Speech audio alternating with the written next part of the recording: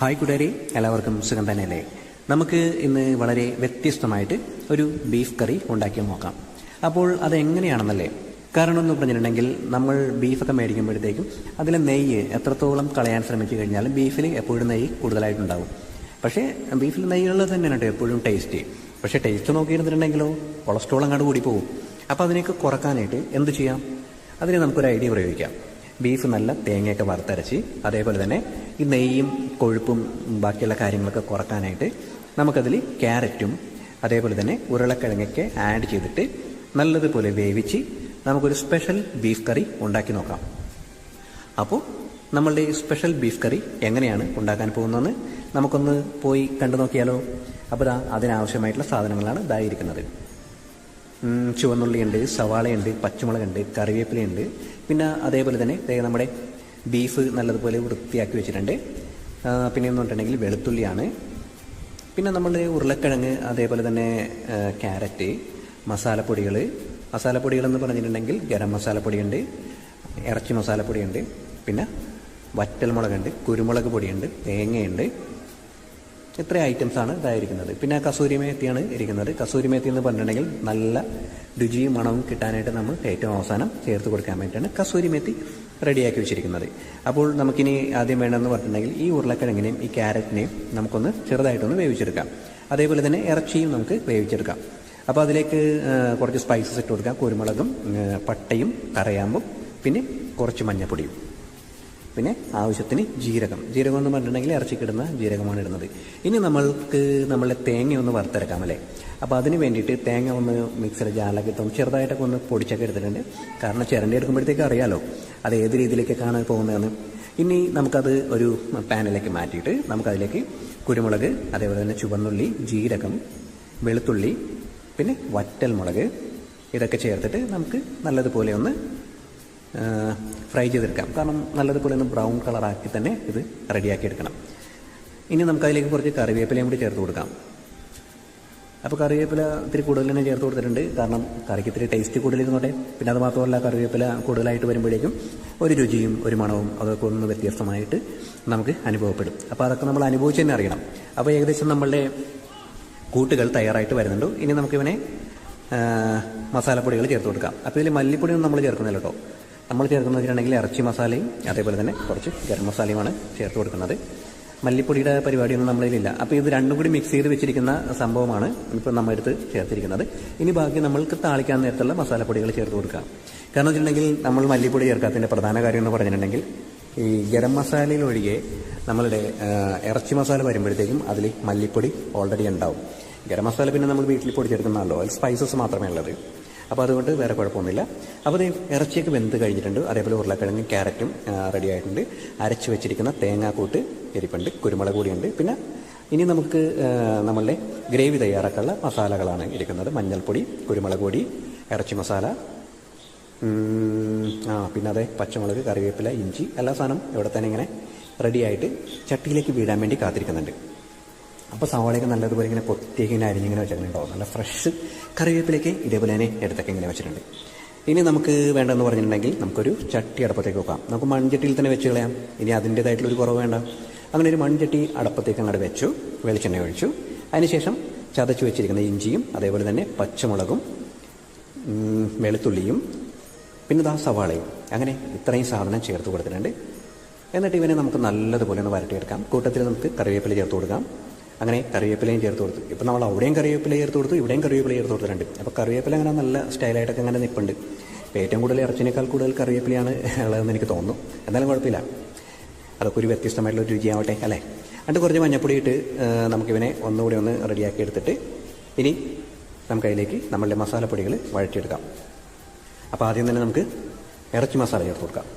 അതിനുശേഷം കുരുമുളക് പൊടി ചേർത്ത് കൊടുക്കാം. കുരുമുളക് പൊടി കണ്ടല്ലോ, ഇത് നല്ലതുപോലെ പൊടിച്ചിട്ടില്ല, ഒരു ജസ്റ്റ് ഒന്ന് പൊടിച്ചെടുത്തിട്ടെന്ന് മാത്രമേ ഉള്ളൂ. ഇനി ഇതിന് ശേഷം നമുക്കതിലേക്ക് ഗരം മസാലപ്പൊടിയും കൂടെ ചേർത്ത് കൊടുക്കാം. അപ്പോൾ എല്ലാം കുറച്ച് അളവുകൾ കേട്ടോ. ഈ കാണുന്ന ക്വാണ്ടിറ്റി ഒന്നും അല്ല ഇത്. പാത്രത്തിൽ കാണുമ്പോഴത്തേക്കും ഒരുപാട് തോന്നുന്നുണ്ടെങ്കിലും 2 ടീസ്പൂൺ വീതമേ ഉള്ളൂ. ഇനി അതിലേക്ക് നമുക്ക് അരച്ച് വെച്ചിരിക്കുന്ന നമ്മുടെ തേങ്ങാക്കൂട്ട്, അതായത് വറുത്തരച്ച തേങ്ങാക്കൂട്ട് കൂടി നമുക്ക് അതിലേക്ക് ചേർത്ത് കൊടുക്കാം. എന്നിട്ട് അവനെ അങ്ങോട്ട് പിടിച്ച് നല്ലതുപോലെയൊക്കെ ഒന്ന് ഇളക്കി അങ്ങനെ എടുത്ത് ശരിക്കും ഒന്ന്, അതായത് ആ പച്ചമണം, ഇപ്പോൾ എല്ലാത്തിൻ്റെയും പച്ചമണം മാറണം. ഇതിപ്പോൾ നമ്മൾ മസാലയൊക്കെ ചേർത്തതാണല്ലോ, ഇനിയിപ്പോൾ അതിൻ്റെ പച്ചമണമൊക്കെ എല്ലാം മാറിയിട്ട് ഇതൊരു എന്താ പറയുക, ഒരു പ്രത്യേക സ്മെല്ല് വരും. അതായത് ശരിക്കും പറഞ്ഞിട്ടുണ്ടെങ്കിൽ ഈ തേങ്ങ, അതായത് തേങ്ങ നല്ലതുപോലെ മൂത്ത് പാകമായി കഴിയുമ്പോഴത്തേക്കുള്ള ഒരു മണം ഉണ്ടാവുമല്ലോ, അതും ഈ മസാലയൊക്കെ ചേർന്ന് കഴിയുമ്പോഴത്തേക്ക് ഒരു വ്യത്യസ്ത ഒരു മണം വരും. വളരെ ഇൻട്രസ്റ്റിംഗ് ആയിട്ടുള്ള മണം കേട്ടോ. ഇൻട്രസ്റ്റിംഗ് എന്ന് പറഞ്ഞിട്ടുണ്ടെങ്കിൽ നമുക്കിങ്ങനെ ഇങ്ങനെ വലിച്ചെടുക്കാനായിട്ട്. അതിനുശേഷം നമുക്ക് ക്യാരറ്റ് ചേർത്ത് കൊടുക്കാം. അപ്പോൾ ക്യാരറ്റും ഉരുളക്കിഴങ്ങും പാതി വേവിലാണ് ഇരിക്കുന്നത് ഇപ്പോൾ. ഇനി ബാക്കി നമുക്ക് ഇറച്ചിയിൽ കിടന്ന് അവന്മാരങ്ങാട് തല്ലി പിടിച്ചുകൊണ്ട് വെന്തോളും. അപ്പോൾ അതുവരെയൊക്കെ നമുക്കിവനെ നല്ലതുപോലെയൊക്കെ ഒന്ന് ഇളക്കി ആ ചാറൊക്കെ ഒന്ന് കുറുക്കി കഴിഞ്ഞിട്ട് നമുക്കിനി ആവശ്യത്തിന് വെള്ളമൊക്കെ ഒഴിച്ചു കൊടുക്കാനുണ്ട്.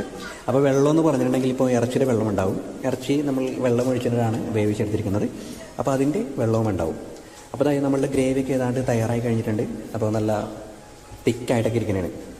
അപ്പോൾ ആ ചൂട് പിടിച്ചിട്ട് ഏകദേശം ആ മസാലകളൊക്കെ ഒന്നും റെഡി ആയിട്ടുണ്ടെന്ന് പറഞ്ഞിട്ടുണ്ടെങ്കിൽ എല്ലാം കൂടി ഇപ്പോൾ ജോയിൻ്റ് ആയിട്ടുണ്ട്. ഇപ്പോൾ ഒരു കുഴഞ്ഞ് മറിഞ്ഞിട്ടുള്ളൊരു പാകമാണ്. അപ്പോൾ എല്ലാം കൂടി ഇങ്ങനെ ചേർന്നിരിക്കുന്നതാണ്. ഇനിയാണ് നമുക്ക് നമ്മളുടെ അടുത്ത പരിപാടിയിലേക്ക് പോവാം. അടുത്ത പരിപാടി എന്ന് പറഞ്ഞാൽ എന്താണ്? ഇറച്ചി ചേർത്ത് കൊടുക്കണം അല്ലേ? അപ്പോൾ ഇറച്ചിയും ചേർത്ത് കൊടുക്കാം. അപ്പോൾ ആദ്യം തന്നെ ഇറച്ചിയുടെ വെള്ളം ഇങ്ങനെ ഒഴിച്ചു കൊടുക്കാം. അതിനുശേഷം നമ്മളുടെ ഇറച്ചിയും, പിന്നെ ഇറച്ചിക്ക് കുറച്ച് എല്ലൊക്കെ മേടിച്ചിട്ടുണ്ടായിരുന്നു. കാരണം വെച്ചിട്ടുണ്ടെങ്കിൽ ഇറച്ചി എപ്പോൾ കഴിച്ചാലും കുറച്ച് എല്ലൊക്കെ ഉണ്ടെങ്കിൽ നല്ല രസമായിരിക്കും ഇങ്ങോട്ട് അടിച്ച് പറിക്കാനായിട്ടൊക്കെ അല്ലേ. അങ്ങനെ അതും കൂടെ ചേർത്ത് കഴിഞ്ഞു. ഇനി ഇതിനെയും നമുക്ക് നല്ലതുപോലെ ഒന്ന് ഇളക്കി എല്ലാ ഭാഗത്തേക്കും ആ മസാലയൊക്കെ ഒന്ന് തേച്ച് പിടിപ്പിക്കാം. എന്ന് വെച്ചിട്ടുണ്ടെങ്കിൽ മറ്റേ ചാന്ത് തേക്കുന്നത് പോലെ ഒന്നല്ല കേട്ടോ, നമ്മുടെ കയ്യിൽ കൊണ്ട് തന്നെ തേച്ച് പിടിപ്പിക്കാം. അല്ലെങ്കിൽ കോരി ഒഴിച്ച് നല്ലതുപോലെ മുക്കി എടുക്കാം. നമുക്ക് ഇഷ്ടമുള്ള രീതിയിലൊക്കെ നമുക്ക് ചെയ്യാം. ഇനിയിപ്പോൾ ചാറൊക്കെ ഒന്ന് വറ്റി ഒന്ന് കുറുകി റെഡിയായിട്ടൊക്കെ വരണം. അപ്പോൾ ചാറൊക്കെ നല്ലതുപോലെ സെറ്റായിട്ടൊക്കെ വരുന്നുണ്ട്. അപ്പോൾ നല്ല കുറുകിയിട്ടുണ്ട്. പക്ഷേ ഇറച്ചി കുറച്ചുകൂടി വേവാനുള്ളത് കൊണ്ട് നമുക്ക് കുറച്ച് സമയം കൂടി ഒന്ന് വെയിറ്റ് ചെയ്യാം. ഈ ചാറൊക്കെ നല്ലപോലെ ഒന്ന് വറ്റി ഒന്ന് റെഡിയായിട്ടൊക്കെ വരുമ്പോഴത്തേക്കാണ് ഈ കറിയുടെ തനതായിട്ടുള്ള രുചി വരുന്നത്. ഇനിയിപ്പോൾ കുറച്ച് കഴിയുമ്പോഴത്തേക്കുണ്ടല്ലോ ഈ ക്യാരറ്റിൻ്റെ ആ ഒരു ടേസ്റ്റ് ഇതിലേക്ക് ഇറങ്ങാൻ തുടങ്ങും കഴിയുമ്പോഴത്തേക്കും ആ ക്യാരറ്റ് എടുത്ത് കഴിക്കേണ്ട ഒരു പ്രത്യേക രുചി തന്നെയായിരിക്കും കേട്ടോ. ഇത് ശരിക്കും പറഞ്ഞിട്ടുണ്ടെങ്കിൽ ക്യാരറ്റ് മാത്രമല്ല, ഉരുളക്കിഴങ്ങ് ചേർക്കും, ക്യാരറ്റ് ചേർക്കും, അതേപോലെ തന്നെ സ്പ്രിംഗ് ഒനിയൻ ചേർക്കും.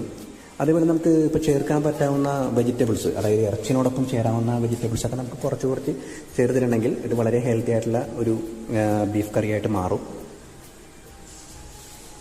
അപ്പോൾ ഇത്രയൊക്കെയുള്ള നമ്മളുടെ പരിപാടി. അപ്പോൾ നമ്മളുടെ വീട്ടിൽ എന്തൊക്കെയുണ്ടോ അതെല്ലാം കൂടി ചേർത്തിട്ട് നമുക്ക് ഒരു ദിവസം ഇതേപോലെ ഒന്ന് ഉണ്ടാക്കി നോക്കാം. അപ്പോൾ അങ്ങനെ ഉണ്ടാക്കി നോക്കി കഴിയുമ്പോഴത്തേക്കും സംഭവം എന്തായാലും നിങ്ങൾക്ക് ഇഷ്ടമാവും കേട്ടോ. കാരണം വെച്ചിട്ടുണ്ടെങ്കിൽ ഞാൻ കഴിച്ചപ്പോൾ തന്നെ അടിപൊളിയായിരുന്നു. കാരണം ഇറച്ചിനേക്കാൾ കൂടുതൽ ഇതിലൊക്കെ എന്ന് വെച്ചാൽ കിഴങ്ങും അതേപോലെ തന്നെ ക്യാരറ്റുമായിരുന്നു കൂടുതൽ ടേസ്റ്റ് എന്ന് വേണമെങ്കിൽ പറയാം. ഇനിയിപ്പോഴത്തെ കസൂരി മേത്തി ചേർത്ത് കൊടുത്തിട്ടുണ്ട്. പിന്നെ അതിനിടയ്ക്ക് നമ്മൾ ഉപ്പൊക്കെ ചേർത്ത് കൊടുത്തിട്ടുണ്ടായിരുന്നു കേട്ടോ. അപ്പോൾ എല്ലാം കൂടി റെഡി ആയിട്ട് നല്ലതുപോലെ അങ്ങോട്ട് ചാറൊക്കെ അങ്ങോട്ട് കുറുകി അങ്ങോട്ട് സെറ്റായിട്ടൊക്കെ അങ്ങോട്ട് ഇരിപ്പുണ്ട്. ഇനി നമുക്കിവനെ ഒന്ന് കോരിയൊക്കെ ഒന്ന് നോക്കാം, എങ്ങനെയൊക്കെയുണ്ട് പാകമെന്ന് നമുക്കൊന്ന് അറിയണ്ടേ. അപ്പോൾ നല്ല അടിപൊളിയായിട്ട് ചാറൊക്കെ കുറുകിയിരിക്കുന്നത് കണ്ടോ. അപ്പോൾ ഇത്രയേ ഉള്ളൂ നമ്മളുടെ ഇറച്ചിക്കറി എന്ന് പറയുമ്പോഴത്തേക്കും ഇറച്ചിക്കറി എപ്പോഴും എന്ന് പറയുകയാണെങ്കിൽ ഇത്തിരി ചാറ് കുറുകി വെച്ച് കഴിയുമ്പോഴത്തേക്കും ഒരു പ്രത്യേക രുചിയാണ്. പിന്നെ കൊച്ചിയിലൊരു സ്പെഷ്യൽ പരിപാടിയുണ്ട്, ബീഫ് പുഴുങ്ങിയത്, ഇറച്ചി പുഴുങ്ങിയത് എന്നൊക്കെ പറഞ്ഞ് കേട്ട് കാണുമെന്ന് എനിക്ക് അറിയില്ല. എന്ന് വെച്ചിട്ടുണ്ടെങ്കിൽ എരിവും സ്പൈസസും ഒന്നും ഉണ്ടാവില്ല. അതൊരു വെറൈറ്റി സംഭവമാണ്. ഇറച്ചി പുഴുങ്ങിയത് പുട്ടും, അതാണ് ഇവിടുത്തെ ഒരു സ്പെഷ്യൽ. അപ്പോൾ ഇത്രയൊക്കെ ഉള്ളു നമ്മളുടെ പരിപാടി. അപ്പോൾ നമ്മളുടെ കറികൾ എല്ലാവർക്കും ഇഷ്ടമായി കാണും എന്ന് പ്രതീക്ഷിക്കുന്നുണ്ട്. അപ്പോൾ ഇതേപോലെ ഒരു ദിവസം നിങ്ങളും കുറച്ച് ഇറച്ചിയൊക്കെ മേടിക്കുമ്പോഴത്തേക്കും ഇതേപോലെ ക്യാരറ്റും ഉരുളക്കിഴങ്ങും അല്ലെങ്കിൽ എന്തെങ്കിലും കായയോ അങ്ങനെയൊക്കെ ചേർത്തുകൊണ്ട് ഒന്ന് ഉണ്ടാക്കി നോക്ക്. തീർച്ചയായും ഒരു വ്യത്യസ്ത ഒരു അനുഭവം തന്നെയായിരിക്കും. കാരണം വെച്ചിട്ടുണ്ടെങ്കിൽ പെട്ടെന്ന് തന്നെ ഇഷ്ടമാകാവുന്ന ഒരു രുചിക്കൂട്ടാണിത്. എന്ന് വെച്ചിട്ടുണ്ടെങ്കിൽ അധികം നമ്മൾ എരിവോ പുളിയോ അങ്ങനെയുള്ള കാര്യങ്ങളൊന്നും തന്നെ ചേർക്കുന്നില്ല. അപ്പോൾ അതുകൊണ്ട് ഈ രുചി നിങ്ങൾക്ക് എന്തായാലും ഇഷ്ടമാകും. സ്നേഹത്തോടെ അല്ലു.